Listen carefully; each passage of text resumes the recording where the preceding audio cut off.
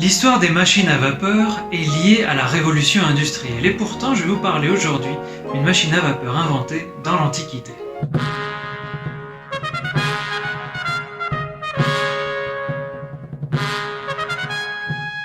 Avant de vous parler de cette machine à vapeur, je vais vous parler de son inventeur, Héron. Non, pas celui-là, Héron d'Alexandrie. En réalité, on ne sait pas grand-chose de sa vie, comme beaucoup de mathématiciens et d'inventeurs de l'époque. On sait simplement qu'il a vécu dans la deuxième moitié du 1er siècle de notre ère, et qu'il fait partie d'une longue tradition d'inventeurs et ingénieurs grecs. Si Héron d'Alexandrie est resté célèbre pour certaines de ses inventions, il n'en était pas moins mathématicien, à la manière d'un Archimède par exemple. Il a ainsi, dans sa métrique, proposé une formule qui permet de calculer la surface d'un triangle quelconque et également proposé une méthode d'approximation de la racine carrée. Mais aujourd'hui, comme promis, je vais vous parler de l'éolipile, cette machine à vapeur assez extraordinaire inventée par Héron.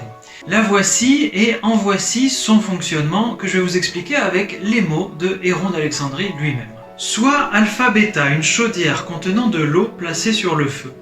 On la ferme à l'aide d'un couvercle gamma-delta que traverse un tube recourbé epsilon zeta eta, dont l'extrémité eta pénètre dans la petite sphère creuse θ kappa suivant un diamètre. À l'autre extrémité est placé le pivot lambda mu nu qui est fixé sur le couvercle gamma-delta.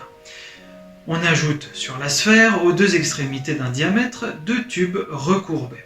Les courbures doivent être à angle droit et les tubes perpendiculaires à la ligne eta nu. Lorsque la chaudière sera échauffée, la vapeur passera par le tube epsilon zeta eta dans la petite sphère et, sortant par les tubes recourbés dans l'atmosphère, la fera tourner sur place, comme cela arrive pour les figurines qui dansent en rond.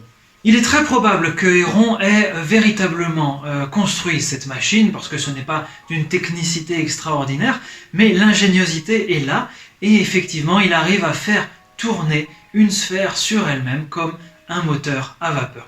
Le seul problème, c'est que le bois nécessaire pour chauffer l'eau est colossal. C'est donc une machine à vapeur qui marche, oui, mais qui ne peut pas marcher longtemps à moins d'être très coûteuse. Héron ne s'est pas arrêté là et a produit de très nombreux plans de machines à vapeur. Je vous montrerai la prochaine fois comment il projetait d'ouvrir les portes d'un temple automatiquement avec de la vapeur, comme si c'était par magie.